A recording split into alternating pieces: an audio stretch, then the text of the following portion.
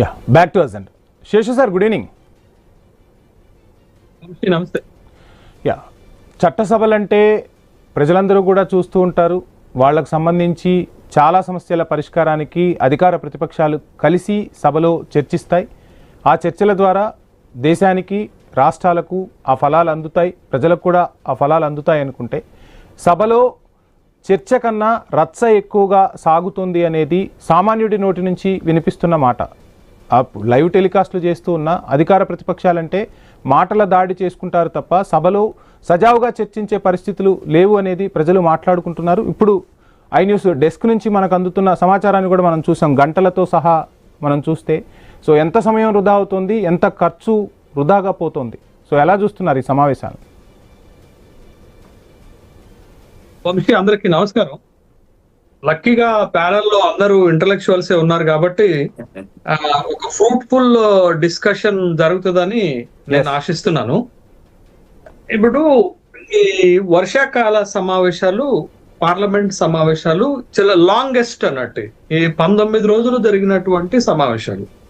అయితే ఇక్కడ మనకు ఒక ఫండమెంటల్ క్వశ్చన్ ఒకటి ఏం రైజ్ అవుతుందంటే, ప్రజా సమస్యల పైన, ప్రభుత్వ విధానాలపైన చర్చించని చట్టసభలు ఎందుకు అనేటటువంటి ఒక బేసిక్ క్వశ్చన్ రేజ్ అవుతుంది.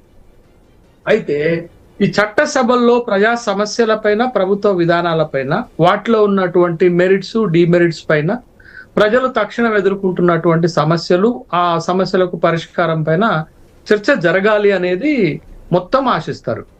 అయితే గత కొంతకాలంగా మీరు కేంద్రంలో ఉన్నటువంటి ఎగువ సభ, దిగువ సభ కానీ, రాష్ట్రాల్లో ఉన్నటువంటి అసెంబ్లీలలో కానీ చర్చలు ఎట్లా జరుగుతున్నాయి అంటే, వాళ్ళ రాజకీయ వ్యక్తిగత ప్రతిష్ట కోసం జరుగుతున్నట్లుగా కనపడుతుంది తప్ప, దేశం కోసమో, దేశ సమస్యల పరిష్కారం కోసమో, ప్రభుత్వ విధానాల్లో మార్పులు చేర్పులు, ఒక కన్స్ట్రక్టివ్ డిస్కషన్స్ ఎక్కడ జరగనట్టు కనపడుతుంది. అది నష్టం చేస్తుంది.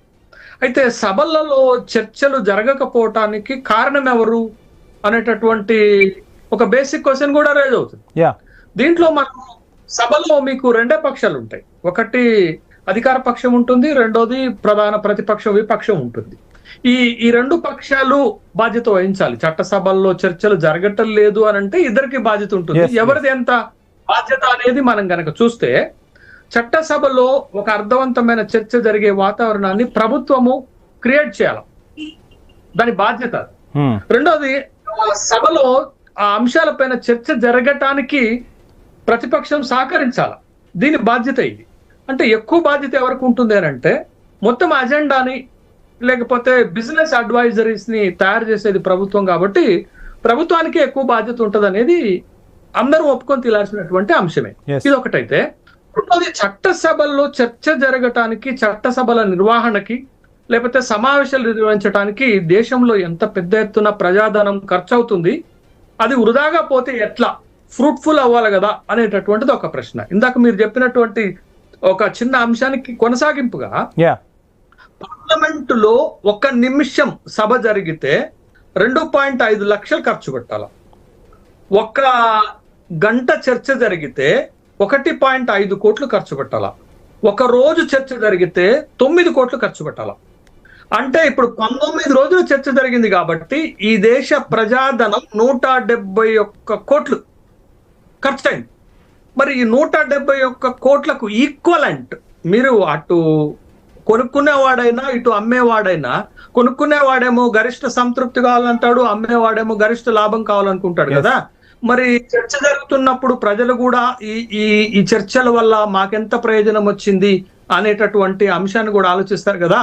ఇవాళ ఏమంటాం, ఉత్పాదకత అంటాం. ఉత్పాదకత అంటే ఒక చట్ట సభలో చర్చ జరిగితే ఎంత ఫ్రూట్ఫుల్ రిజల్ట్ వచ్చింది, ఎంత సమయం చర్చించారంటానికి, ఈ మాన్సూన్ సెషన్లలో లోక్సభ అయితే 19% ఉత్పాదకతను క్రియేట్ చేసింది, అంటే ప్రొడక్టివిటీని క్రియేట్ చేస్తే, రాజ్యసభ సమ్వాట్ బెటర్, కొద్దిగా బెటర్ గా 39% ప్రొడక్టివిటీని క్రియేట్ చేసింది అనేటటువంటి విషయం.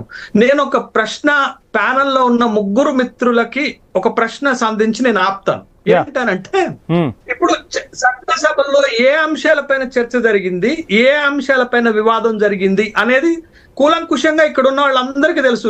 వంశీతో సహా ముగ్గురు ప్యానెల్లో పాల్గొన్న వాళ్ళకి కూడా సహా.